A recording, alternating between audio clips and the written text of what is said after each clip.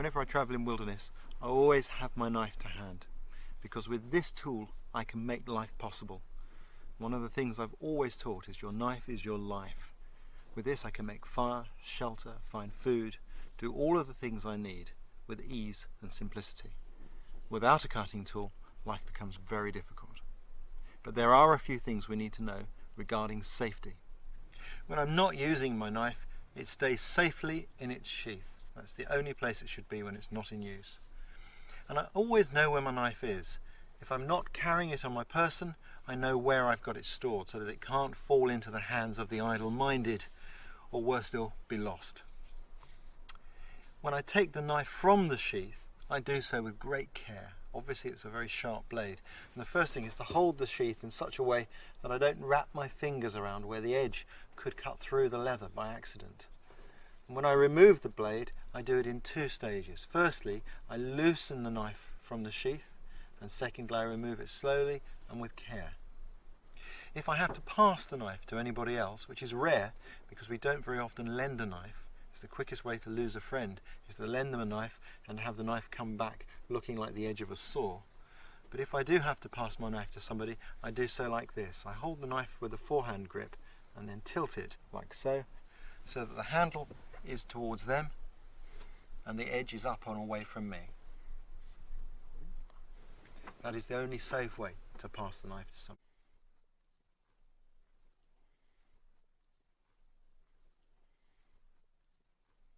The most important grip of all is the forehand grip, used like this. It's a very strong grip and we use this for power cuts.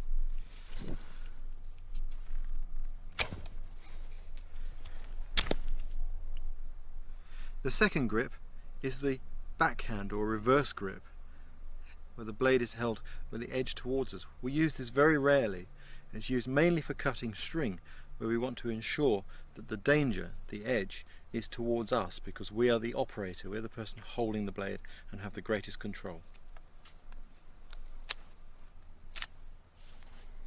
The next most important grip is the chest lever grip, with the edge pointing towards the knuckle of our hand and our thumb on the flat of the blade in support. This is a very useful and very powerful grip which is used in a unique way. We take the blade across our chest so that the back of the blade is towards our chest, edge forwards, and now we can cut with great force but lots of control.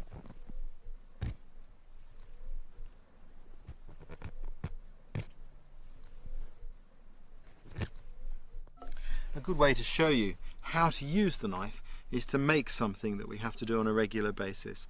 And what I'm going to do is I'm going to make 2 tent pegs.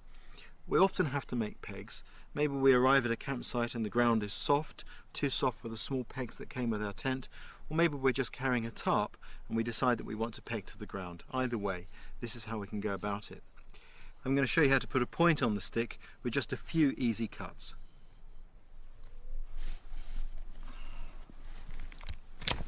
To make the points, I'm using the forehand grip, which gives a lot of power. I can put my whole body behind the cut.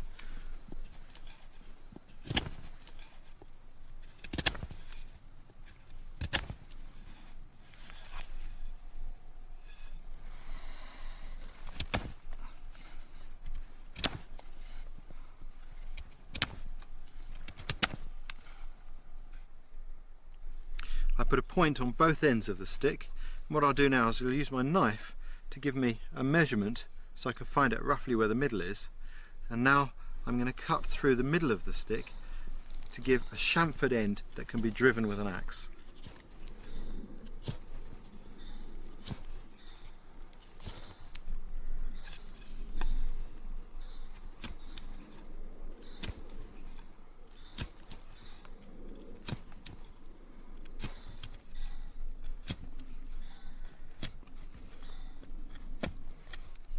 Chest lever grip gives tremendous control combined with a lot of power, and because it's close to your eyes you can see very clearly what you're achieving. It's also a very safe grip because the knife doesn't fly all over the place. And now we can just snap that there and just trim off the top.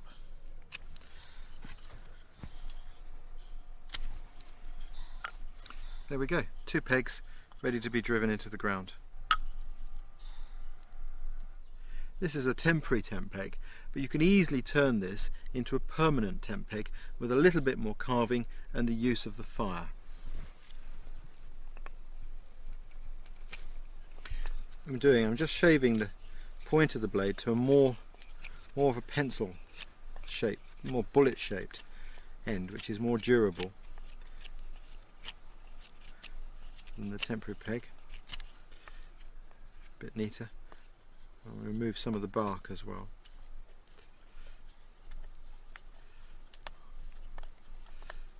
Pegs like this are excellent. When they're dry, they're very light, they're strong, they do the job beautifully, and what's really nice is they're biodegradable, so should you forget one, and let's face it, people forget tent pegs the whole time, they just decay and go back to nature.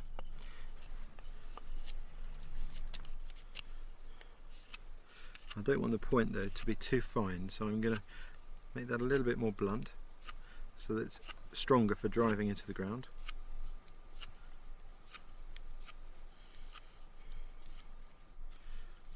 Like that.